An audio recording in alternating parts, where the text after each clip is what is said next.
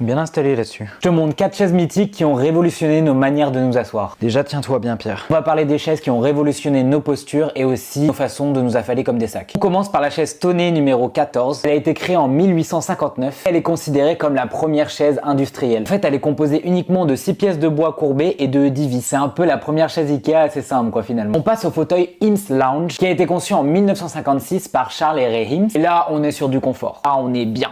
Là, on s'étale même. Du cuir, du bois moulé, complètement intemporel. On pourrait le retrouver dans n'importe quel espace aujourd'hui. On trouverait que c'est d'actualité. Un peu la chaise qui te dit vas-y, viens, on reste ensemble, viens t'asseoir, on va passer toute la nuit ensemble comme ça. Moi, j'ai ça dans un bureau, je travaille pas. Dans les années 60, c'est la rébellion des chaises. Les chaises, elles prennent leurs armes et ont créé le fauteuil Sacco. Le Sacco. Qui a été inventé par 3 designers italiens en 1968. Le premier pouf rempli avec des billes de polystyrène. En gros, c'est ça le concept. Résultat, tu t'assois pas, t'es englouti. Tu ne revois pas le jour. C'est un peu le pouf du foyer du collège ou du lycée dans lequel on venait tous s'asseoir. Tout le monde s'installait dans ce truc, bah voilà, c'est ça. Et enfin, la chaise Barcelona a été créée par Mies van der Rohe. Un peu la définition du luxe moderne, elle était en acier chromé avec du cuir cousu.